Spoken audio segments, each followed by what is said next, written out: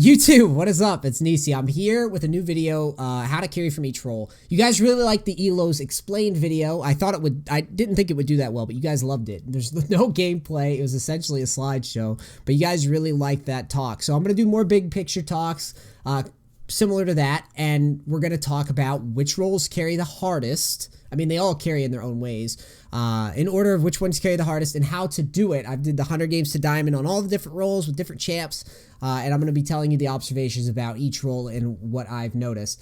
Before we get started, I just want to say sorry that I haven't made much content recently. I've been super stressed. I hope you can understand. My wife, Mary, joined the Navy. She's in boot camp, so my mind's racing like in all sorts of different directions really fast, and I just feel super stressed, so I haven't been motivated. But I'm going to PAX this weekend. I'm going to go there to unwind. I hope you guys like this video. If you like it, hit the like button, subscribe, all that bullshit. And yeah, hit me up on Twitter if you want to meet up with me at PAX, okay? So we're going to get started right away. We're going to be getting into which roles carry the hardest in order from the easiest to carry with to the hardest to carry with, and then I'm going to be going through strategies on each role specifically of how to maximize your chance to win games. Now, there's all sorts of play styles you can take on. This is my observations from doing the 100 games to diamond stuff, okay? We're going to start with jungle.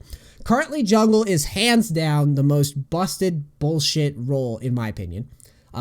It's the easiest to carry with, and this is evidenced by the just absolutely numerous amounts of high elo, like Masters Challenger ratings players that smurf, go and they'll play solo and they'll dominate from the jungle. We're talking like 75% win rate or higher from the jungle.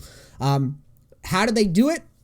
Well, it starts with picking top tier junglers when you go to play jungle. So the first thing is you got to pick a top tier pick. Now for this patch, and this will always change if this video is old, but for this patch, it's junglers like Graves, like Nidalee, like Kha'Zix, like Rek'Sai, like Zac. These are junglers that, if played correctly, or Rengar's another one, if played correctly, these are junglers that will just solo dominate a game.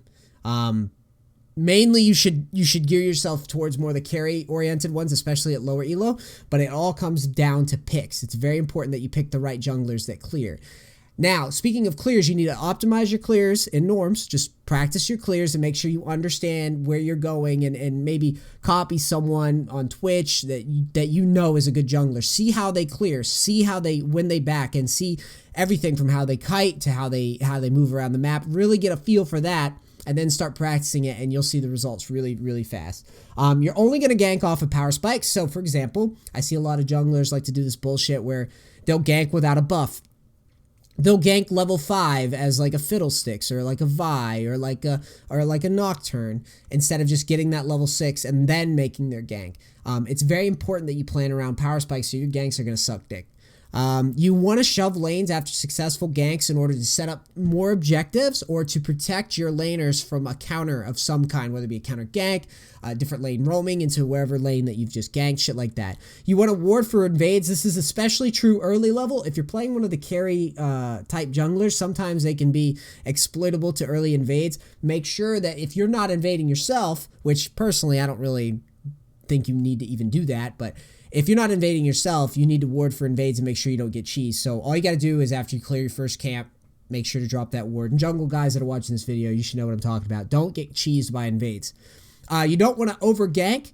It's very easy to just pick a champ like Lee Sin, get 4 kills early, and think that you're hot shit. The reality is the first time you face any jungler who's worth a damn, who just clears and gets levels, it won't matter how much gold you got earlier, how much you gave to your teammates. Your jungle's going to suck mid to late game, I guarantee it. So do not over gank. Pick top tier stuff, stay away from the Lee Sins and all that dog shit, and really focus on just optimizing your clear. And then lastly, try to not linger bottom lane too long if Baron is up late game. This kind of goes without saying. I've seen really good junglers, like super high elo junglers, throw in this exact way. Say, for example, you're Kha'Zix and you're like 18-4 and you're just dumbstring. I've been fortunate at times to have that same guy go bottom while like Baron was up, and then a team fight breaks out, he's not there, his team gets picked off, and then the rest of the game, the death timers are staggered to the point of where, like, one person's always dead on the other team because the team's just trying to get their footing and they can't. That only really happens if you split off from your team and try to do some dumb shit late game when Baron's up. But yeah, that's how I would approach jungle if I was playing it. Now, mid I would rate as the second best role to carry with. I'm going to tell you why. Basically, mid allows you to play, you're going to play heavy wave clear champions, and you're just going to get huge. Examples of this, Victor, Anivia, Gangplank, Cassiopeia, you're just going to get fucking huge. You're going to get to the point, or Xerath, you're going to get to the point where if you farm well and you prioritize CS and you stay alive, every team fight is basically you just getting kills. You just are going to be getting loads and loads of kills just off of poking, kiting back, clearing waves, letting people make mistakes, and then clean them up. You're going to stay in lane primarily. You're not going to roam unless your lane is pushed first. That's the only time you're going to roam or follow. In team fights, your goal, let me take a swig of water real quick. Sorry. In team fights, your goal is to be the last man up. This is what gets you fed. You don't go into team fights with the intent to like set up a bait for your team. No, fuck that. You let your team do shit. You just wave clear. Let the game come to you. That's how you play mid.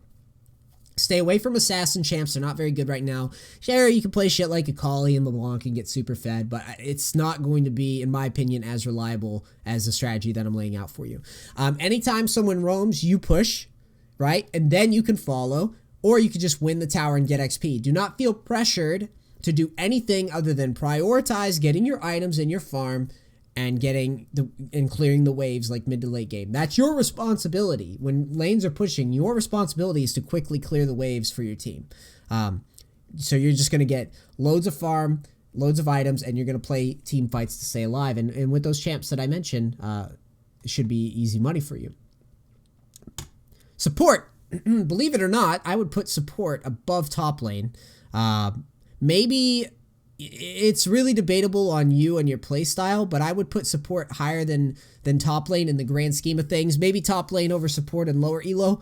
But the idea is you want to play supports that initiate well. So you were thinking like you want to play stuff like Thresh, like Bard, like Alistar. Well, Bard, Alistar first. Braum's another great one. Those are really good supports to control game. Blitzcrank, Thresh, all those. You want supports that initiate well. And the idea is if you're in low elo or high elo, if your ADC sucks, if you have no kill potential, then you just roam. And that's kind of where you create map pressure on your own. You can carry a game just by making smart roams, more than people realize, I think. And as soon as bot tower is won, then you got to roam and then press other lanes and make advantages in other lanes. You got to count heads on the mini map and try to engage wherever your fights are weighted. Like you look in the middle of the map and you're Bard, and you see 3 people on the other team just standing in mid. You have 5 people total in mid lane, and you look around the map and you see 2 people scattered, and one's in bot lane and one's like in the jungle. As a support, it should be your prerogative. If you're Bard, for example, your prerogative should be I throw the Bard ult and I engage and I force a fight. If you're not doing that, if you're not forcing those engages, you're just sort of breaking even as a support. The way supports win is by taking initiative, whether it be in their lanes or by roaming. If you're not winning lane, roam and try to find shit to do. That's the only way to reliably carry from support. Everything else, you're just gambling, unless you have a duo partner, okay? Do not hang bot lane after winning the tower. That is a throw. If you're just the type of support that likes to sit around bot lane for some reason, you're making a huge mistake in judgment. You can leave your ADC to do whatever. You ping him, you say try to play safe, and you move on and try to get other lanes ahead. Don't ever be that guy that helps your Ezreal farm bot lane 2v0. That's the worst thing you can ever do. The faster you can get deep vision with Sightstone, the better. So once you get a lead, you got Sightstone and you're taking initiative, you're roaming first. Before you show yourself in another lane, you might want to go deep into the enemy jungle, put some wards down, then pop in top or mid and look to make some roams. And then that way, you've got vision of counter ganks, you got vision of maybe the supports coming after you, things like that. All right, next up is top. Top for me is a favorite of mine, especially low elo. But I find that overall it's probably 4th on the list right now, or it feels that way for me. Top lane is all about, in low elo, this is great. I mean, all the stuff that I'm bitching about top lane does not really apply to low elo. Low elo can carry top lane all fucking day. For top, you're going to learn to carry champ that split pushes well. So, perfect examples of that, we've got Riven, we've got Tryndamere, we've got fucking Gangplank, we've got Fiora, we've got Jax. There's loads of fun champs that you can play top lane, which actually makes it a pretty good role for ultra low elo. And the idea is you just need to know how to not get cheesed early by like level 3, level 4 by junglers, and then you need to know how to make a lead, and that just comes from farming well, and it's a bruiser lane, so you got to know how to manage your melee trades and all that. But if you do manage to get a lead early, you get the turret down, you work to get Rift Herald ASAP, and you just start pushing around the map and you avoid your team. That's kind of how I've always played top in my 100 games to diamond challenges. You're going to be taking Ignite or Exhaust because teleport sucks for low elo. There's so many mistakes that players make. I'm talking diamond 5 and below. There's so many mistakes that players make with teleport, and there's so many mistakes that players that you'll be facing are going to be making that you can take advantage of if you have Ignite. I'd recommend Ignite Flash over Ignite Exhaust personally. You want to really avoid grouping if you can reliably 2v1 or 1v1. And you're going to get better judgment on that as you get higher up the ladder, as you've played top lane more often. You really don't want to group unless you can't win 1v1s or 2v1s, or you're just sitting at it. Say you're like, let's just say that you're playing like Echo top and you're 3-0 and you're just dominating top lane. However, your lane opponent is literally sitting at his tier 2 turret top side and he's just sitting there. Well, then you should probably roam and help your team, because if you can't dive him, if you can't get anything done, then you need to create pressure elsewhere on the map. However, if you can just dive the guy over and over again, stay top until you can't. You want to rotate to bottom side after winning the top towers. Generally, the reason why top laners do this, and a lot of people don't understand, is because you're creating Baron pressure, all right? And the idea is, if you're bottom side, you pull 3 people to the bottom side of the map and you escape. You pull people to the bottom side of the map where your team can get vision on Baron and then eventually get Baron, which is really fucking nice. The idea is, if you're going to be split pushing, though, same rules apply. You don't suicide for objectives. You try not to suicide for 1v1s. You try to just, if you can get a kill, great. Most of the time, though, you're going to be seeing that the enemy team's coming. You're going to make them think that they can catch you, and then you're going to disengage. That's how you split push, and that's how I win really, really reliably low elo from top lane. It doesn't work once you get to like Diamond 2. That's not a reliable way to win because people know how to play against you a little bit smarter. But low elo, dude, this top is probably one of the higher ones, really, when it's all said and done. Rotate to the bot side after winning the top towers, and yeah, create that Baron pressure. And that's the general gist of top lane. Now, lastly, ADC. I used to play... Oh, what the hell? There's like a how to carry thing on the screen. Whatever, fuck it. ADC, last hitting is the most important thing that you do. Okay, so as an ADC, your job is to last hit well. That fundamentally is the most important thing for ADC. The reason I put ADC at the bottom is, believe it or not, it's gotten a lot harder over the years. You can 2v2 early, but if you coin flip, the entire lane is lost. A lot of bot laners right now will just coin flip, and then hope for the best, and they have no idea when they're ahead, when they're behind. And a lot of that variance comes from the fact that you're playing with a random person. Unless you're duo with your support and you know where you're at, don't do it, because your support is going to let you down, or you're going to let him down, or what. It just doesn't matter. So you really don't want to be looking at 2v2 as often as I see people in the ADC role. If you get the lead early, you win the tower, and then you try to swap with top ASAP. Generally speaking, I don't like seeing ADCs stay for the tier 2 tower at bot side. It's just not a very smart move. And traditionally, after you win the tower, you really want to win Dragon. Then you want to swap top and try to win the next tower. And then you want to go mid as a group and try to get shit done. You really want to accelerate your lead into objectives. So bot tower, Dragon, top side, mid. Like, you really want to take that lead and use it. Take deaths and summoner spells very, very seriously. So if you're playing ADC, don't just flash willy-nilly. Don't just heal willy-nilly. Think really hard about how you're going to use your summoner spells. If you're going to use them, they better get a kill. If you're going to just flash randomly, it better have been like the last fucking moment, because if you're burning those skills without getting any value out of it, you are, I mean, that's why ADC is hard right now. It's mechanically taxing, and it requires a smarter person than ever before, in my opinion. You're going to plan your team fights around your biggest threats, okay? So the idea is, when you're going into team fights, you are looking for your biggest threat. So you see if the enemy team has like an Aurelia or Zed or something, you need to position to make his job of assassinating you difficult. Give your team a chance to bait out some abilities. Get your team a chance to bait out some spells, some summoners, some kills, whatever.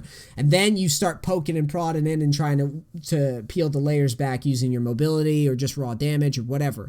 But the idea is, you can't just run into Fed assassins, you have to be really, really smart about your decision making in spots like that.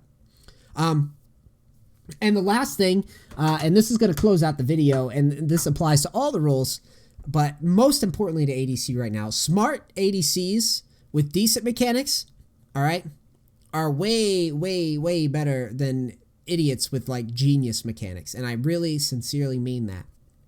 I routinely on stream will get auto-filled into fucking ADC and do great. And the reason why is because I'd like to think that even though I'm an ADC mechanical moron, I'd like to think that the reason it works for me still is because I just play the lane really smart and tactically. I don't practice ADC at all. And what I often see is that there's players, and I don't mind if this is shots, but like Gosu was super popular, Geronimo was super popular, both really high rated. Now if you look at this season, they're not very good, and players are constantly like, high elo players are constantly like, wow, those guys suck. And it's not, they're really good, and I'm not just bashing on them. They're really good mechanically. They're way better than me mechanically in the ADC role. But I see it routinely. They make bad choices. They don't know where they need to be. Like, they don't know when they need to group or where they need to group to.